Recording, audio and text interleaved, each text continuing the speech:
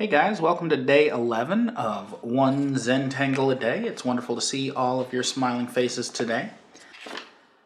Today, instead of learning two new patterns, we're going to be talking about two tanglehancers, so ways of enhancing a Zentangle pattern.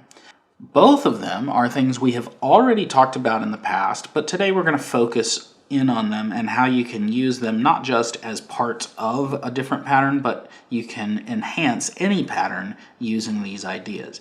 So the first is an aura. To see examples of auras, let's zoom in here and take a look at this poke root pattern. Notice how this is just a normal poke root pattern, but then around the poke roots there's this shape that wraps around the shape of the pattern. So you see how it just sort of wraps around all of the poke roots together, staying the same distance away all the way around, right? Or, same thing here. We've got this poke root pattern, and then we've got this aura around the poke root pattern, and there's actually two auras, two lines that wrap around the shape of that pattern. That's an aura. We can do that to any pattern. When we talk about rounding, we're talking about that idea of making a pattern look like it kind of curves under itself as it wraps around the edges. And so like if you look at a round object like my finger here, the top of it is lighter, but then as it moves around towards the side, it gradually gets darker and darker and darker until it reaches the edge, and then it wraps under and you can't see it. And so the same can be done with your patterns. If you look right here, this pattern here looks round because at the bottom edge of it, it gets darker as it shades into the space between patterns. And then also right here at this line, it gets darker, and that makes it feel like it curves down into a crease there. And then so does the flux. It has this rounding on the edges of the flux leaves. So what I'm going to do here is choose two patterns, one each that I think will emphasize auras and rounding. So I think for auras, what I'm going to do is, I think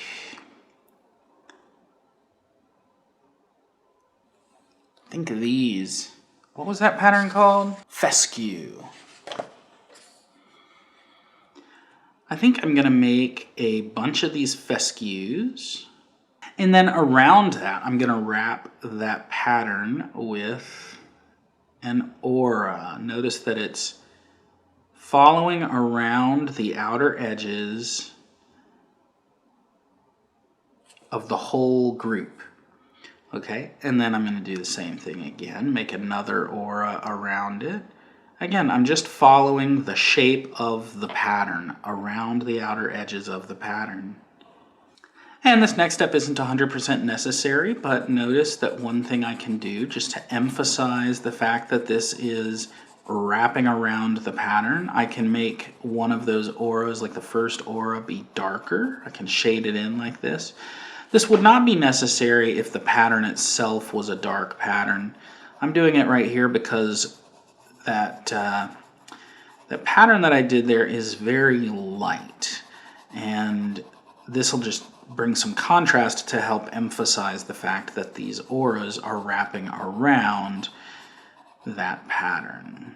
Moving on to rounding, a pattern that works perfectly for this is the Knight's Bridge.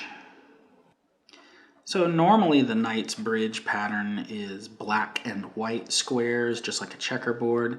But what I'm actually doing here is doing some hatching instead of darkening it all the way in completely black. Part of the reason for that is that I want the shading that I do to be visible even on the dark squares. So when I do the rounding, the shading for rounding the pattern, I want that to be visible even on these dark squares. And if I darken them all the way in black, then I wouldn't be able to see the shading on these dark squares. So, almost done there, just got one more little tiny gap. There we go. To round the pattern, I'm just going to go around the edges, all the edges, and shade. And it just makes that pattern look like it's curving and tucking in underneath itself. Just shading around the edges of the pattern. And so this can be really helpful for, especially if you're trying to make three-dimensional shapes. This kind of goes back to what we talked about a couple days ago when I made a cone shape out of one of the patterns. It's exactly that same concept, but just doing it with shading instead of by changing the size of different parts of the pattern itself. There, now that pattern looks like this middle area is raised up and the edges kind of curve out and down and wrap around itself. So now, just like we see here, I'm going to make a Zentangle tile that uses the idea of auras and rounding, and I'm just going to have some fun with it.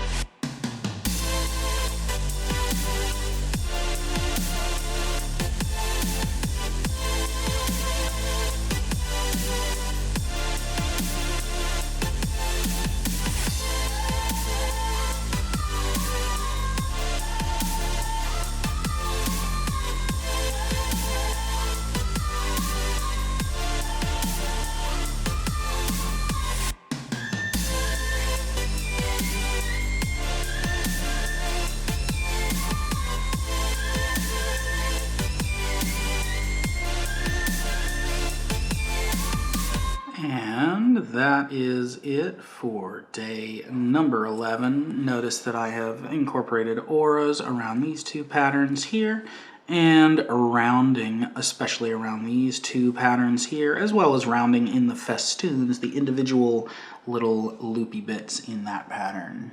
So that's all there is to it.